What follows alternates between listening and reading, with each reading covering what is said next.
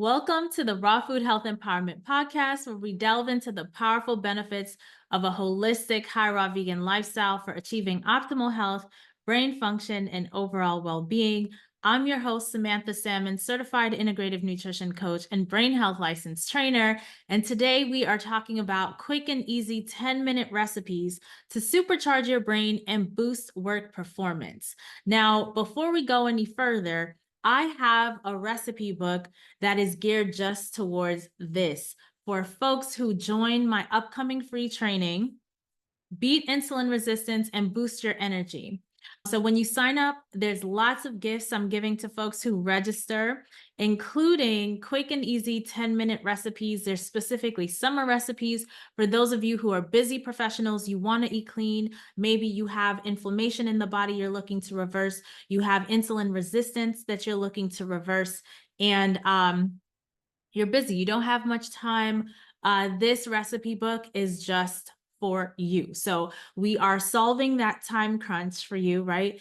This has been my experience. When I went vegan, basically because I learned from Dr. Neil Barnard that type 2 diabetes, which I watched my grandmother suffer and eventually die from, the complications of it, I wanted to avoid that. I wanted to avoid all the pain and suffering I watched my grandmother go through with that disease. So I went vegan. But going vegan, I ended up gaining 20 pounds because I didn't like vegetables. So I basically cut out meat, dairy, eggs, but I didn't put myself on a diet to learn how to like vegetables, right? So when I noticed that I had gained 20 pounds, which was totally in the wrong direction, and I was basically at the limit for my healthy weight in regards to the BMI charts, which now the medical system has acknowledged is not even helpful. But for me, being at that weight, which was 140, basically at 5'3", I did not feel comfortable at that weight. I decided then to explore raw veganism because with the raw vegan lifestyle at the time, this was back in 2008, I was hearing a lot about you can eat a ton and lose the weight. And it made sense. I liked fruit. So I was like, let me start with green smoothies. I started with green smoothies and it basically grew from there. It opened up my whole mind and palate to new foods I had never tried before. I just saw or didn't like it because it was green, because it was different, because whatever. Like I just decided I didn't like vegetables, right? And honestly, if you are in an environment where people aren't really putting the love into vegetables that they do into meat and other dishes, then you're probably not going to like vegetables either, which I'm hoping that you dive into this recipe book and play around with some new things, right? Some new ideas. But in terms of solving the time crunch, for me, a raw vegan lifestyle checked all the boxes because I grew up as a child, I loved to bake. I was never a cook, right? So I didn't really know how to cook. I didn't cook because there were other people in the home that did that. Primarily my mom, she cooked. And I just like to bake once in a while. So in 2008, when I went vegan and then got into raw veganism, because when I went vegan, I was basically doing a lot of almond butter and jelly sandwiches, pasta, simple stuff. I could boil water and I could piece stuff together, but that was basically it. When I got into raw veganism, I went to the library, I grabbed up all these books. Smoothies were simple, they were easy, they were quick. And then I got into juicing. Juicing is pretty simple. You buy the produce, you put it in, right? It doesn't take much time. The biggest time is really the cleaning up of the juicer. But a lot of these dishes in the raw lifestyle, especially how I eat now with salads, I know a lot of folks that I talk to, their concept of salad, they're like, oh my gosh, just another salad. Think a little bigger. For me, a salad is a whole meal. Okay. And it has so many different variations that you could put together. So, what I would call a salad is basically a big bowl with greens, and it could be any kind of greens. And on top, I can add whatever. I can add whatever kind of beans I want with whatever kind of seasoning on those beans. I can add some other vegetables like artichokes or bell peppers or sun-dried tomatoes or whatever, pickles or whatever.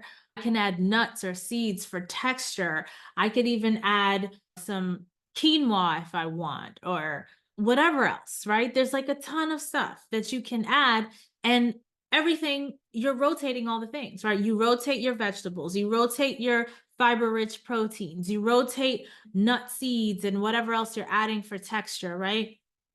And so you have a different dish every day, different flavor, right? And all of what's giving these dishes flavor are the spices in the cabinet. So you rotate through all these different spices. Even now, I'm discovering new things. I just got harissa spice, which I've never used before, and I'm looking forward to trying it, seeing what that tastes like. So it's a whole new world, right? Like in Aladdin, a whole new world, right? It's a whole world of new cuisine that has opened up, and it's just for you to make the time to get in the kitchen, play around, explore, get yourself a nice sheet of paper and make a list. I like this, and I like it because of XYZ. I don't like this, and I don't like it because of XYZ. Talk about the texture, talk about the flavor, talk about the combinations. What is it about it that you like? What is it about it that you don't like? All of this is going to really speak to you in terms of making a game plan on how to move forward. But if you're in a time crunch, smoothies, juices that are pre-prepped, salads, this stuff is quick, right? And you can batch prep things like on the weekend, right? Or you just spend an hour, wash, chop, and store vegetables and your fiber rich proteins. I have a Ninja Foodie 9-in-1 that I use to cook my fiber rich proteins, and it saves time. And then I just piece things together, right? I do my proteins, I season it well. My greens at this point, that's the way I like it. I like my greens dry, and I put my seasoned proteins on top, and that's how I eat my greens. It gets the seasoning from the proteins. I stock up in my pantry on all my fiber rich proteins. So that's my quinoa, beans, lentils. I like split peas. I have spices in the cabinet. And so all of this is available for a quick meal assembly. I have my greens from Trader Joe's, kale they have already cut up. They have a spring salad mix already done for you, right? And this way of eating, not only does it save you time as a busy professional, but it enhances mental focus because you are leaning very heavily into raw foods. You're leaning into fiber rich foods, right? The leafy greens, nuts. These things are going to boost cognitive performance. Eating these nutrient dense foods, they enhance brain health, improve concentration, and improve productivity at work, so you don't get that midday slump. You stay at peak productivity, right? To stay in that flow state that we all love, especially if you're doing work you're passionate about, that is part of your life's purpose. Staying into that flow is super helpful, right? Having some smoothies on hand that are heavy on the greens and with some berries and your omega-3 fatty acids, which are important for the brain, tossing together the quick salads. You can even pre-prepare like raw vegan energy balls, right? Or bars, which is basically a mix of nut butter. You could do cacao nibs in there or some kind of nut. You have all sorts of different variations of things that you can do, right? And work, we tend to get really stressed at work, right? And stress makes us stress eat. Now, a lot of folks that I talk to are eating unhealthy processed foods to deal with stress. Now, how I deal with stress, if I'm stress eating, which these days, if I'm stressed out about something, I go to the gym, I get on the treadmill, right? Because this is where the neuroscience comes into play, because typically when we're stressed, we're sitting on that negative thought over and over and over, because that stress turns into worry. Stress is, it's a state where you stay in because you haven't moved past to action, right? You don't have a plan on how to overcome whatever it is that is causing you stress, right? So that worry is just sitting there, and is a sign that your anterior cingulate gyrus is overactive, right? And so in order to calm that down, doing some cardio or some kind of exercise is really helpful because it basically distracts the brain. So I know for me personally, when I'm stressed, I go to the gym. But if I'm going to eat something, if I want to eat my feelings, almond butter and banana and blueberries in a smoothie is it. Let me tell you, okay? Fruits not only are helpful, like in terms of stress eating, you want something sweet or whatever, but it boosts your mood. When you eat this healthy food, you support a healthy gut microbiome, and your gut bacteria actually makes the neurotransmitters that are needed to keep you happy, joyful, optimistic, right? And when you're in that state of mind, you could come up with a plan to overcome the stress and not stay in a state of stress, because the body cannot heal in that environment. So if you are on a healing journey, trying to reverse insulin resistance or get rid of inflammation in the body, then there are healthier ways to eat your feelings, okay? So you want to make sure you have that stuff on hand. Prepare quick meals, including the foods that support stress relief, like nuts and avocados. Like in my program, I have meal plans and recipes for folks dealing with depression, dealing with anxiety, because there's specific nutrients that we really want to bolster and increase when our brain is going through this, right? This kind of process. So we can calm the body down, regulate our nervous system, and nourish our body. Omega-3 fatty acids plays a huge role in this, right? To support the brain and helps reduce stress and promote a sense of calm. Some easy meals to put together. Wraps. I love me some wraps. So for those who did my 21-day New Year meal prep challenge, that really showed up because I love nori wraps. You basically make a salad, which I find making salads is super easy and quick to do. And you could have a different flavor and texture based off of the type of wrap. So I always have on hand nori sheets. You can also have on hand coconut wraps, which they sell. Like I get my dry goods from Thrive Market, but they have it at Whole Foods and some different stores. I think even Costco might have some of these things. And if you are shopping for food for a family, Costco apparently is the place to shop because you get some really great prices and you get huge quantities. It probably works out really well for families, but you can switch up how you're doing wraps, and you could also use collard leaves as a wrap, right? And have yourself a Taco Tuesday with some seasoned black beans, some quinoa, put that in a collard leaf, or even have cauliflower rice. You don't even have to cook that. You just season it and put that in to your cauliflower rice, to your collard leaf, and wrap that up. You could add some avocado. You could even add some other greens to it, maybe spinach or something, some sprouts or something like that, and have yourself a wrap.